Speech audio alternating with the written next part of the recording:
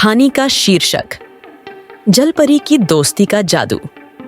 एक बार की बात है, गंगा नदी के किनारे एक छोटा सा गांव था।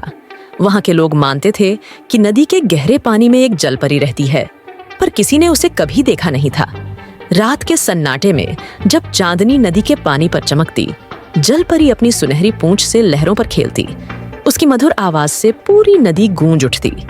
एक दिन गांव का एक बालक अनमोल, जो बहुत जिज्ञासु और साहसी था, नदी के किनारे बैठा कुछ सोच रहा था। अगर सच में जलपरी है तो क्या मैं उससे मिल सकता हूँ? उसने मन ही मन कहा। रात में चुपके से वह नदी के पास गया और पानी में धीरे से कहा, हे जलपरी, अगर तुम हो तो मुझसे मिलो। मैं तुम्हारा दोस्त बनना चाहता हूँ। कुछ पल शांत रहे, फिर पानी में हलचल हुई। एक सुंदर जलपरी सामने आई। उसकी बड़ी बड़ी नीली आंखें और चमचमाती पूंछ देखकर अनमोल आश्चर्यचकित रह गया। तुम कौन हो और मुझसे क्यों मिलना चाहते हो? जलपरी ने कोमल आवाज में पूछा। मेरा नाम अनमोल है। मैं दोस्ती का मतलब समझना चाहता हूँ। क्या तुम मेरी दोस्त बनोगी? जलपरी मुस्कुराई और बोली, मैं तुम्हारी दोस्त बनूंगी, लेकिन एक शर्त है। तुम वादा करो कि कभी नदी को गंदा नहीं करोगे और दूसरों को भी ऐसा करने से रोकोगे। अनमोल ने तुरंत वादा किया।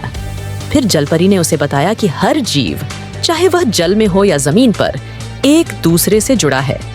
यदि हम प्रकृति का ख्याल नहीं रखेंगे तो सब बर्बाद हो जाएगा।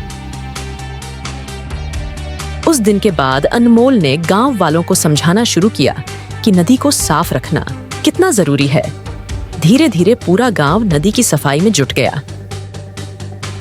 जलपरी अब अक्सर रात को अनमोल से मिलने आती और दोनों मिलकर खूब बातें करते।